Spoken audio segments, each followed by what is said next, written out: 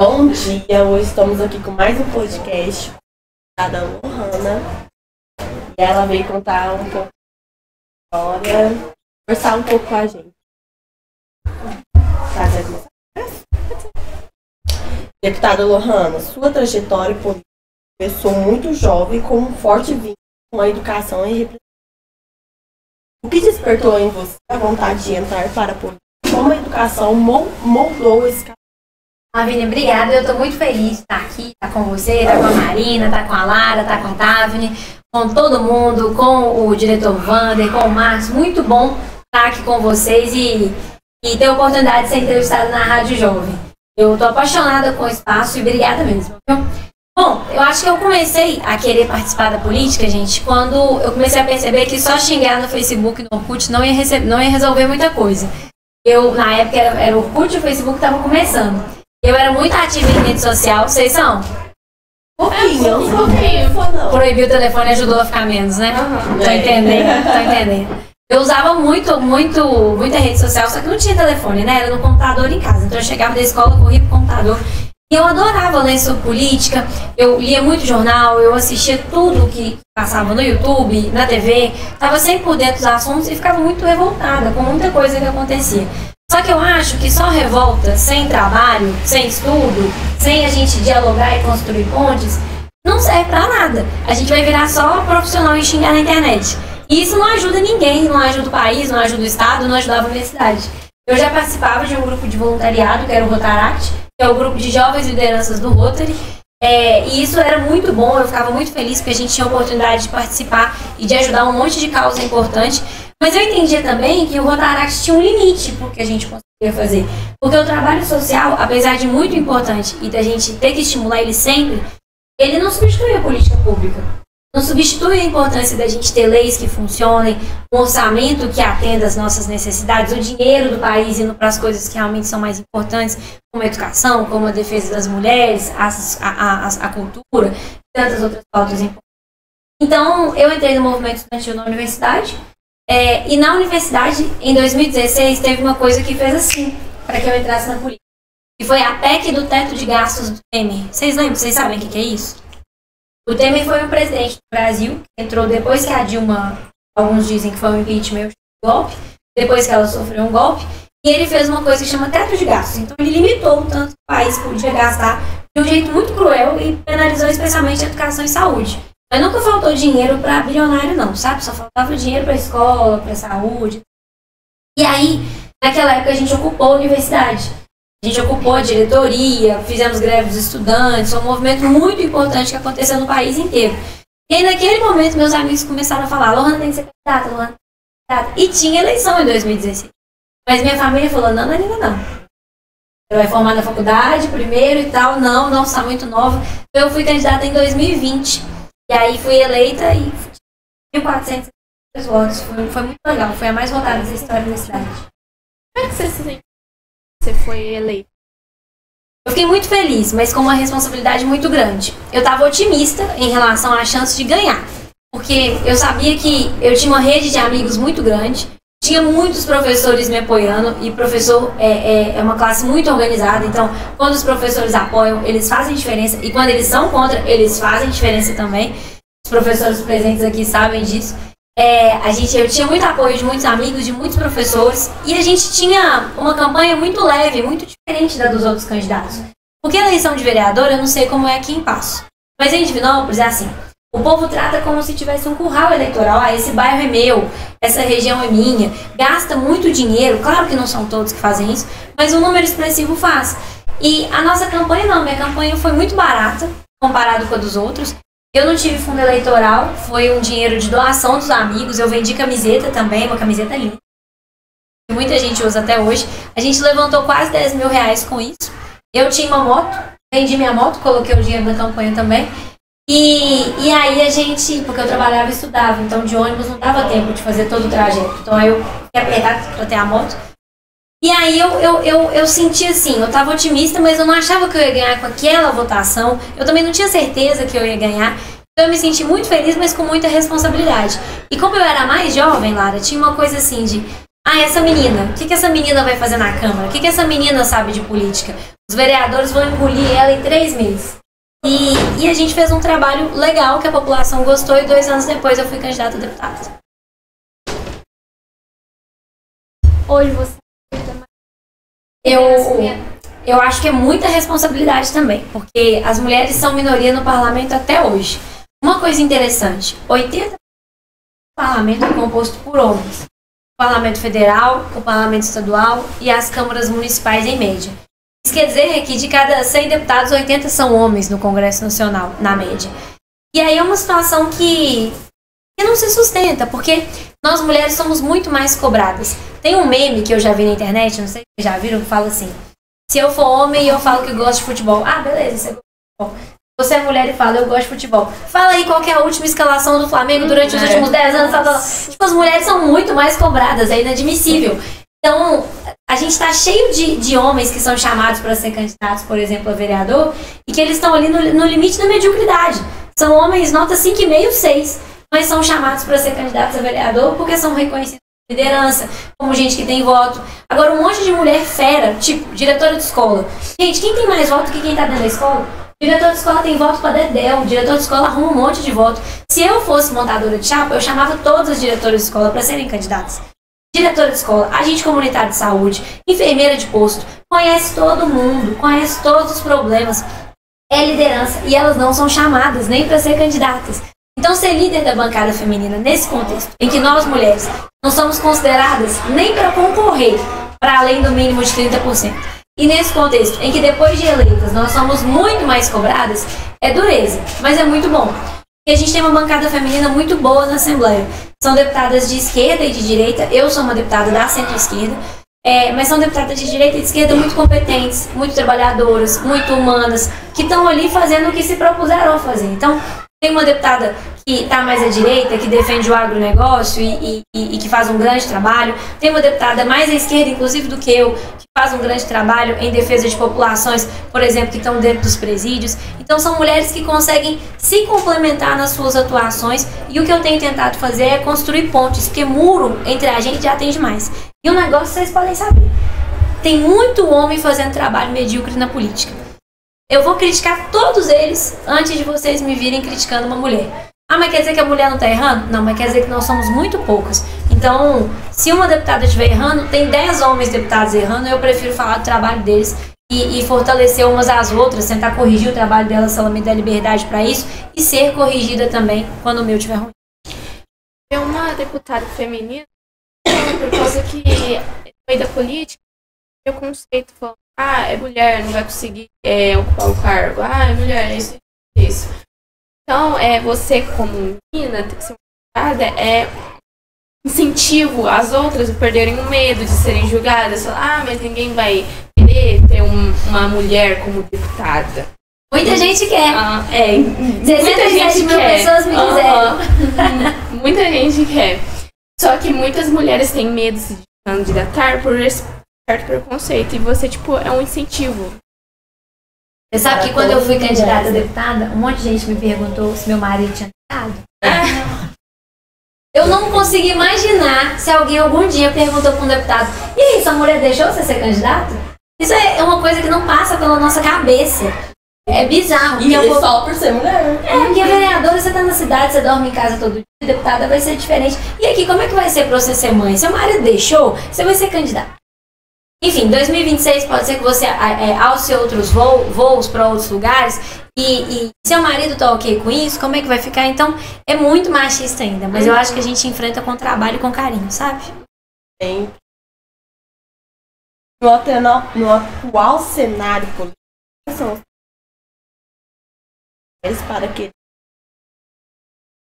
são vários. Então, eu já disse um aqui sem saber da pergunta. Falei sobre nós não sermos nem convidadas para sermos candidatas. Hoje a gente tem uma lei muito importante que obriga os partidos a terem 30% das vagas das chapas compostas por mulheres. Isso é muito importante, porque obriga que os partidos pelo menos sejam obrigados a buscar uma mulher, a olhar uma mulher como digna de concorrer como candidata. Eles normalmente preenchem esses 30% e nem 1% a mais. E isso quando eles não colocam candidaturas laranja e outras mulheres que estão ali sendo utilizadas. Então esse é um problema. A gente tem mulheres excelentes, o exemplo que eu dei, diretora de escola, agente comunitário de saúde, líder comunitário de bairro, são todas mulheres grandes com voto, com viabilidade que não são chamadas. Então esse exemplo eu tinha dado. Um outro problema, a dupla jornada da mulher. O trabalho do cuidado é da mulher. Então eu, por exemplo, eu não sou mãe.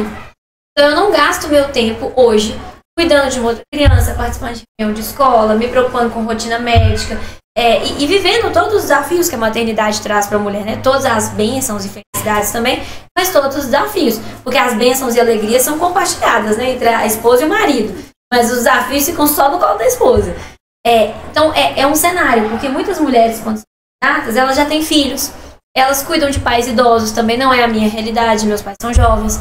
Então elas têm toda uma carga de trabalho de cuidado sobre elas muito grande que dificulta a vida.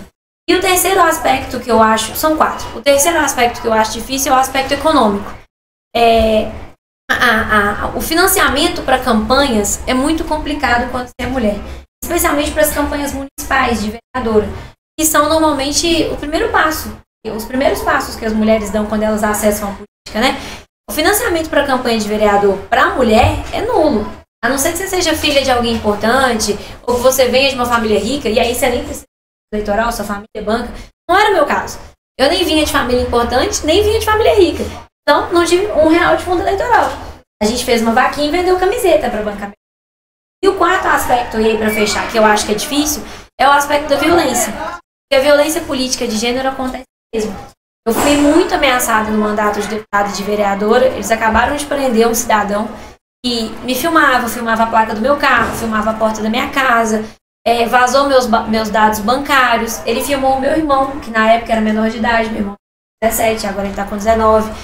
Então, é um momento em que você se pergunta muito assim, bom, eu escolhi vida pública. Não escolheu. Minha família não escolheu. Eu acho que são quatro situações que o acesso das mulheres à política. Você tem se destacado por pautas ligadas à dignidade menstrual, à educação pública e ao combate à violência contra a mulher. Quais dessas conquistas você destacaria como um marco do seu mandato até agora? Bom, eu vou destacar 2, pode? O político fala demais. Eu entendo que a da dignidade menstrual foi uma conquista grande do mandato de vereadora e os avanços na educação pública, especialmente na defesa da UENG. Perguntei mais cedo no nosso bate-papo quem tinha vontade de fazer ensino superior. Vocês têm a alegria de ter uma universidade do estado de Minas Gerais aqui na cidade de vocês, né? Com grandes cursos e que abre muitas oportunidades, né? O projeto da dignidade menstrual, para mim, ele é um símbolo de mulheres que pensam diferente trabalhando juntas. Eu era vereadora e só tinha mais uma vereadora na Câmara. Nós éramos 17 vereadores e apenas 2 mulheres. Essa vereadora chama Ana Paula. E ela é da base do governo e eu era da oposição. Ela é uma vereadora mais à direita. Era uma vereadora mais à esquerda, como sou uma deputada mais à esquerda. Ela é uma mulher bem mais velha do que eu. A Ana Paula já passou dos 60 anos. E eu, na época, tinha 25. Mas a Ana Paula era muito sábia. Ela é uma mulher muito sábia. E a gente protocolou juntas o projeto da dignidade menstrual. E quando a gente protocolou, no dia seguinte, na Câmara, tinha um monte de homem com tronco e cara feia pra gente. Falando como se fosse um absurdo a gente ter proposto aquilo. E dizendo assim, até parece que mulher começou a menstruar agora, nunca teve essa bobagem, agora vai ter que dar absorvente para as mulheres? Pelo amor de Deus. Era assim. O que eu queria fazer? Com 25 anos, a gente é muito impetuoso, né? A gente é muito impaciente. Eu queria brigar, eu queria imprensa, eu queria postar na internet, eu queria falar quem que eram esses vereadores, bota a cara que você é contra um direito desse para as mulheres e tal. A Ana Paula me puxou e falou assim, Lohana, nós não vamos fazer isso. A sabedoria que só vem com a idade, né? Nós não vamos fazer. Nós vamos mostrar para eles que essa pauta tem apoio da cidade. Como, Ana Paula? O projeto nem foi aprovado ainda. Calma. No outro dia ela chegou com um monte de caixa. As caixas de armazém mesmo, caixa grande. E um monte de cartolina cor-de-rosa. E ela mandou fazer uma arte grande de nós duas protocolando o projeto. Fala que nós duas tínhamos protocolado o projeto da dignidade menstrual. Aí ela, vão lá pro meu gabinete, me ajuda a embalar isso aqui. Nós embalamos as caixas. E ela falou, agora lista aí uns comércios que você tem amigo. Alguns comércios que são amigos. Listei. Vamos deixar essas caixas nos comércios. E a gente deixou. E a gente fez uma grande campanha de doação de absorventes. Gente, mas foi tanto absorvente, vocês não têm noção. Durante todo o período de tramitação do projeto, a gente deixou a coleta de absorventes. No dia da votação, nós subimos com as caixas para o plenário. não dava para ver o público presente de tanta caixa, virou uma parede de caixa. Como que os vereadores votariam contra um projeto que estava aprovado, que tinha tanto apoio popular? Não tinha jeito. Então, esse é um orgulho muito grande, Tavni, pra gente, que foi a aprovação desse projeto e que pra mim é a prova da pergunta que eu respondi pra Marina, da gente tentar construir pontes entre essas mulheres que pensam diferentes. Como eu penso da Ana Paula, e a Ana Paula pensa de mim, mas nesse assunto a gente concordava e a gente conseguiu avançar muito graças à sabedoria e experiência dela. E o outro exemplo é a defesa do UENG. Eu sou autora da lei que colocou, junto com o deputado Cássio Soares, que é até aqui da cidade de vocês, que colocou o restaurante universitário na lei de permanência. Vocês têm merenda aqui na escola, não tem? A merenda é boa, não é? Em 2020. Mas ter merenda é muito bom, né? Sim. Então, assim, bom saber que já foi melhor, porque é uma coisa que eu vou procurar saber o que está acontecendo. Mas pensa só em estudar sem ter merenda. E que absurdo, né? As universidades públicas, todas as federais, têm restaurante universitário. E várias estaduais, como a USP, tem também. A UENG não tinha. Então a gente colocou o restaurante universitário na lei para garantir que, especialmente o estudante trabalhador que trabalha e estuda, vai ter condição de jantar e de almoçar a um preço digno e a um preço baixo dentro da instituição. Então eu estou muito orgulhosa. Hoje, inclusive, é a inauguração do Daqui de Passo. Foi construído, reformado com a emenda do deputado Cássio. E eu estou construindo um lá em Divinópolis do zero, com uma emenda que a gente indicou. A gente fez o processo todo, né? A parte legislativa, pôr o restaurante na lei, a parte de arrumar o recurso para construir, para reformar, e agora, com a implementação, começa a parte de fiscalizar. Está sendo aplicado direitinho, se o almoço e a janta estão boas e tudo mais. Por fim, quais são os próximos passos da sua atualização? Há projetos em andamento voltados para a juventude, educação ou meio ambiente que você gostaria de compartilhar com a gente? A gente tem trabalhado muito nessas pautas. Agora a gente tem uma questão interessante, que é acompanhar essa implementação do restaurante universitário e ampliar para outras unidades.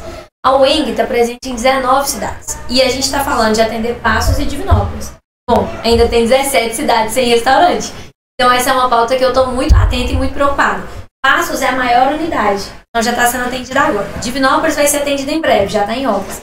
A gente quer agora atender Ituiutaba. Eu já pedi à Universidade do Estado de Minas Gerais de Ituiutaba para fazer o projeto arquitetônico.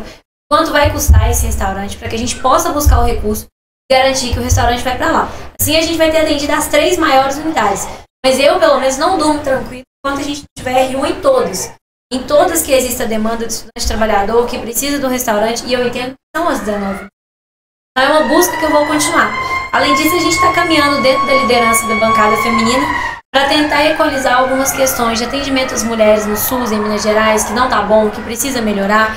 E a gente percebe que o governo federal avança, mas o governo do estado ainda precisa avançar muito. Ontem, por exemplo, o Ministério da Saúde anunciou o Implanon, que é um anticoncepcional caríssimo, vai entrar no SUS de graça. A gente precisa ver avanços desse tipo também pelo governo do estado e é uma cobrança que eu pretendo fazer nos próximos meses. Queria agradecer a vocês, viu, gente, por me receberem. Parabéns pela elaboração das perguntas. A rádio tá um capricho, linda. Fiquei muito orgulhosa de vocês. Eu tô achando que vai sair jornalista dessa turma aqui, viu? Ai, queria eu se não tivesse. Ótimo TV. Então, Achei nenhuma de vocês tinha. eu sou mais. Arrasou!